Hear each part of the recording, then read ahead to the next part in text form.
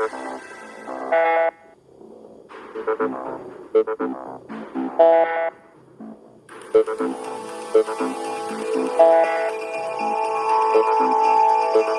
was your main objective at ATIP?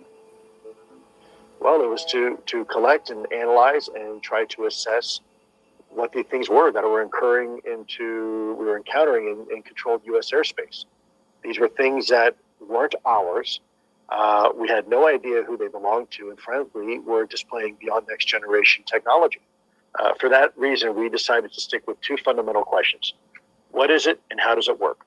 And figured if we could make some progress even in one of those areas, that would be considered a victory for us. And then hopefully at some point in the future, let smarter people figure out where is it from, what are the intentions, who's behind the wheel, and whatnot. What is it?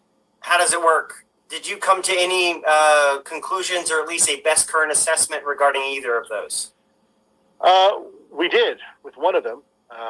We had some very, very smart people, scientifically focused individuals with incredible and impeccable credentials, come up with some very interesting theories. And, to the best of our knowledge, that we actually may be a little bit closer understanding some of the physics and how. So what it is, we still don't know, but I think we are well underway on a path of figuring out how it works and what are the physics involved. What are the physics involved? So there's 5 fundamental observables that, when put in the totality of this phenomenon, really help us appreciate why this is something that is certainly not our own technology. And so the first one is instantaneous acceleration, the ability to go from point A to point B and change directions fairly rapidly. To put that into context, the average human being can withstand about 9 G forces for a short period of time before we start experiencing negative biological consequences, redouts, blackouts, etc. To put that into contrast, an F-16, which is one of our most highly maneuverable aircraft, can perform about 17 Gs before you start having structural failure. Wings begin to snap off. The objects we're seeing are doing 300, 400, 500, 600 Gs. Obviously well beyond the healthy limitations of anything to withstand. The next observable is hypersonic velocity. So let's take this pen again, and this is our airplane. Hypersonic velocities are those speeds that are described at Mach 5 or above. Now, we do have aircraft that can do that, and we have some missiles and some technology. The space shuttle, for example, to get to escape velocity would have to go much faster than that. The SR-71 can, let's say, at 3,200 miles an hour, if it wanted to make a left-hand turn, would take about half the state of Ohio to do it. And yet the things we're seeing are doing not 3,200 miles an hour, but 8, 9, 10, 11,000 miles an hour in our low atmosphere and able to do these crazy right-angle turns. So that's something pretty obviously. And you saw this. You saw this. Yes. You witnessed this, and that's how you're able to calculate the speeds and maneuverabilities, is because you saw things move that fast. Well, we calculated through also additional information. So it wasn't just seeing is believing. It's through radar data. There is historical radar data that we have that goes many decades, where these things have been clocked doing 13, 14, 15,000 miles an hour, not just by one radar, multiple radars.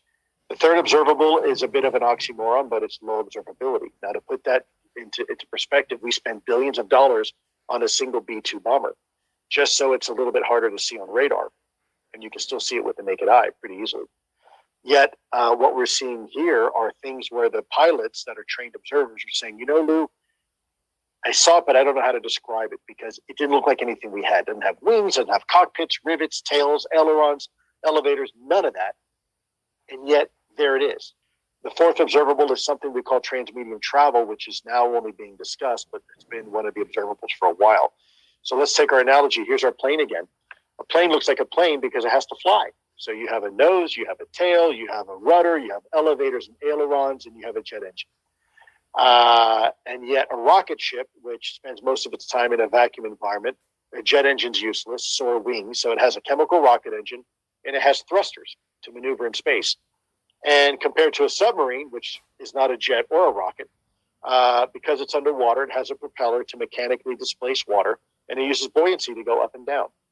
And whenever we try to make a vehicle or something to operate in multiple environments, multiple domains, there's always a design compromise. So let's take a seaplane.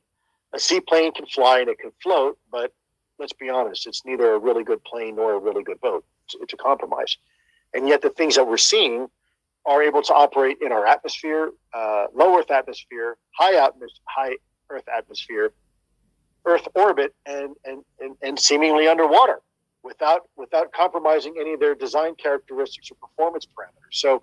So that is very significant. And then last but not least, the last observable is what one might call positive lift or anti-gravity. Now, I don't mean anti-gravity in the weird, woo-woo sense. I mean, there's only three fundamental ways that we understand how to defy Earth's gravity.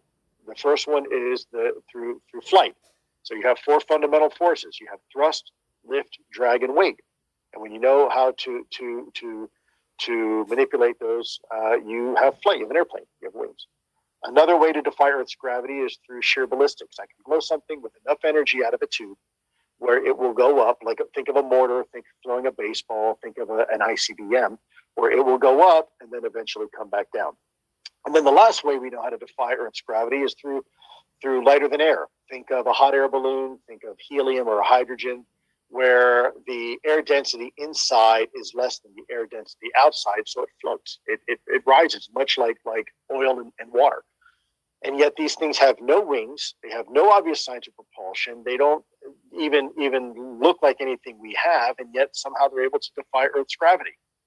And so when you have all of those observables being displayed by a single technology, one begins to realize very quickly that is certainly a paradigm shift to what we're used to dealing with. Okay, so how much data has been? The public has heard of Nimitz, GoFast, Gimbal, a few other cases just recently in the last few weeks.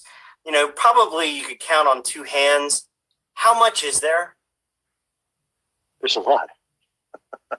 there's significant amount of data. I'm not at liberty to say how much, but enough where I think classified information being provided to certain people, they've come to the same conclusion that we did. And by the way, this information comes in on a regular basis. This isn't anecdotal, happened in the Nimitz and then happened with the Roosevelt and then happened with the kid. This is occurring all the time. You're just hearing about those incidents. It hasn't stopped. So, let's not fool ourselves. People say, well, there's only been 3 incidents and some videos. Well, yeah, that you know of. Sure. You're right. There's a whole lot more too. And in time, hopefully those will come out too. How often is this happening? Well, it's hard to say because sometimes there's moments of lots of activity and sometimes there's not, but I would suffice it to say, weekly, if not certainly monthly. A theory within the intelligence community, within the DoD, is that these UAP could be originating from the world's oceans. Could you speak to that? It's possible. We don't know. They seem to be around water an awful lot. We know very little about our oceans. We know more about the moon than we do the deepest parts of our ocean. Every time we ascribe a quality of what life should be, right, like photosynthesis, nature proves us wrong. Look at chemosynthesis and the life that exists in the deepest parts of our ocean near black smokers. That life is very much alive, and yet it doesn't rely on photosynthesis the way we do up here. And so the fact that we know very little about our oceans, I think one has to keep at least it open as an option that there may be some congruencies between water and UAP activity. There certainly seems anecdotally to be some relationship there. There are a lot of cases either above, near, or even under the water of these UAP. Why? What's water? What are what's a theory regarding UAP and their relationship to water? Well, I would defer to some of my colleagues who are qualified to talk about physics, but it's been proposed that without going into a whole lot of detail, water may be some sort of simplistic fuel source.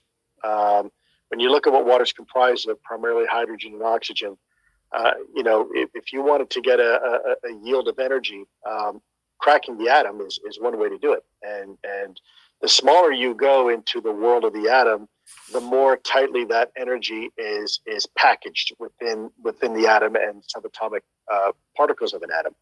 And so if you want to warp space-time, some have theorized that you need a lot of energy. There's two ways to warp space-time: a lot of mass or a lot of energy. And it turns out that you need a lot of energy to do it. And if one wanted to harness that energy, perhaps one of the most efficient ways is through hydrogen. Now, of course, I could go out, I guess, in outer space and mine it in a nebula, but out in space, it's not dense. It may take you a very long time to do that. Whereas here on Earth, hydrogen, when it's connected with oxygen, it becomes extremely dense. You have this thing called water, H2O, where you have an abundant amount of hydrogen, more hydrogen than you know what to do with. That would be very easy to mine. So that's one speculation that's been offered